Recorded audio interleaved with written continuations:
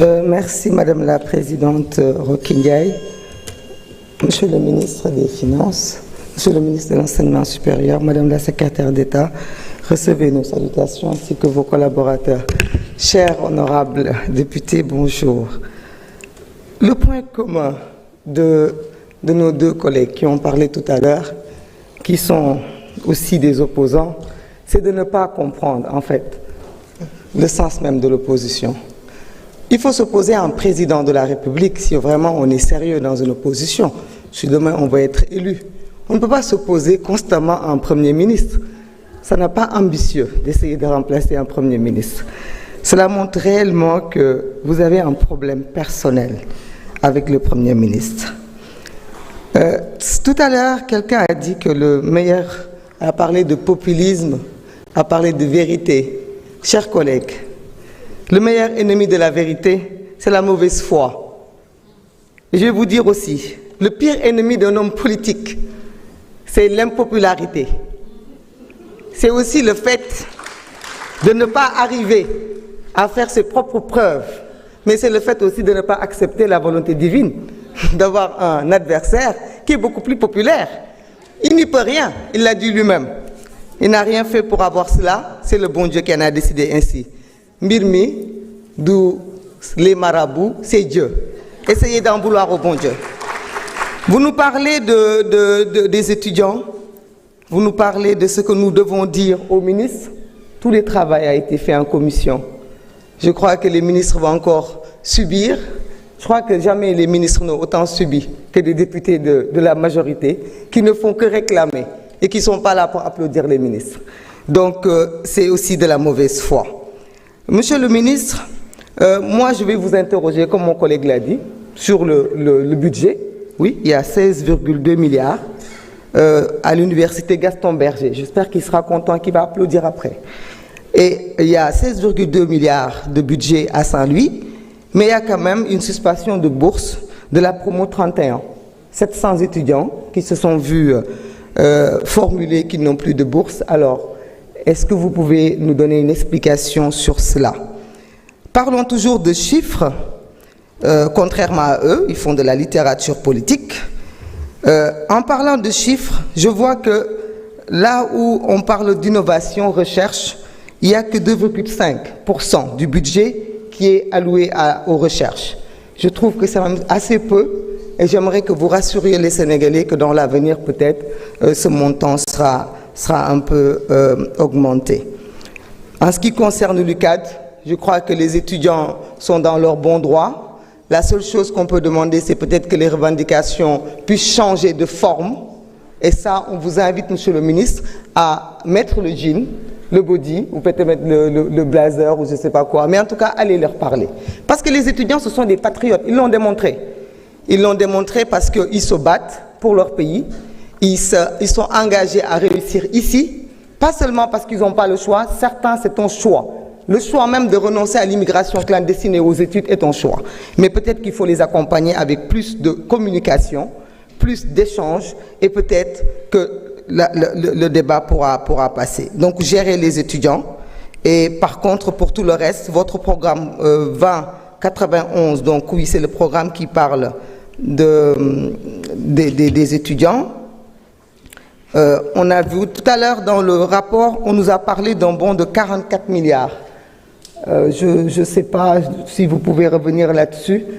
Je n'ai pas suivi peut-être bien les débats où j'aimerais bien savoir sur quelle rubrique vous avez eu ces plus 44 milliards. Je vous félicite sur les bourses de 88 milliards et je tiens à dire à nos étudiants que certes nous sommes un pays pauvre, mais nous sommes un pays soucieux de son éducation. Ici au Sénégal, les gens ont des bourses. Les gens sont accompagnés par l'État malgré les difficultés. Aux États-Unis, un très très grand pays, les gens sont obligés de s'endetter pour faire leurs études. Dans d'autres pays, les gens sont obligés de vendre leurs biens pour pouvoir faire leurs études. Alors c'est ça le populisme. Le populisme, c'est de venir ici nous dire que ce dont nous parlons n'est pas exact. Le populisme, c'est d'essayer de monter le peuple contre vous qui êtes gouvernants, contre ceux qui sont aujourd'hui aux affaires. Les étudiants comprennent et doivent comprendre que les études ne peuvent pas toujours être à la solde de l'État. Nous devons accompagner l'État à avoir ces organisations, ces sociétés, ces multinationales qui sont ici au Sénégal, qu'ils puissent participer aussi à ces bourses-là. L'État du Sénégal, l'État d'hier, l'État d'aujourd'hui est un État conscient de l'avenir de ses enfants, de l'avenir de sa jeunesse. Merci beaucoup. Merci beaucoup. La parole est à notre collègue Amadou Diallo, numéro 2. Amadou Dia se prépare.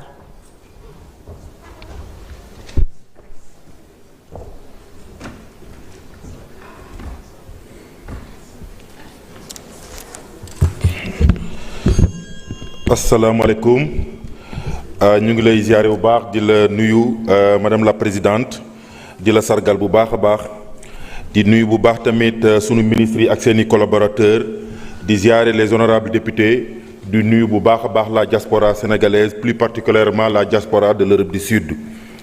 tey nag muy bés bu mag boo xam ne tey ñu ngi ciy sargal les tirailleurs sénégalais muy ay jàmbaar yoo xam ne démb ak bërki démb dañoo taxaw pour xeexal askan bi kon nag ñu ngi leen ciy sant di leen sargal ñun tam bu baax a baax.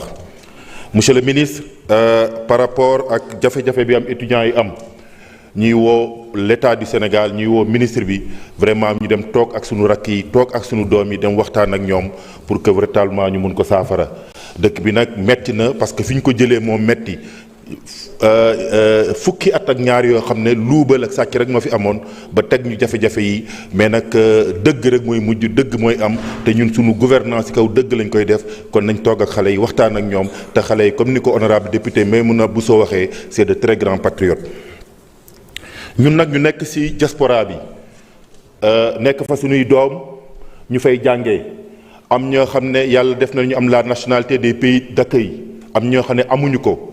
xale yi nag di jàng nekk ay patriotes bëgg am ay diplômes yu kawe pour ëllëg mën a ñëw dellu ci servir seen i dëkk et ñu soxla nag accompagnement parce que nag soo nekkee un ouvrier di fayeeku 1500 euros war a fay location war a fay gaz war a fay ndox war a fay kii ñu ne la sa doom war na dem université jógee Italie par exemple dem en France chaque fin du mois nga war ko yónnee 1000 euros wax dëgg naa du lu jafe la.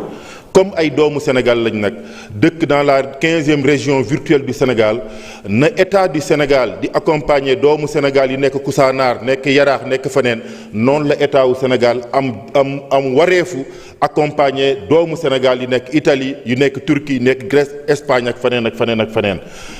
jafe-jafe nag bi ñu ciy am mooy dañuy wax ne ñoom de ci bourse yooyu ñii di def les séries scientifiques la ñu war a def.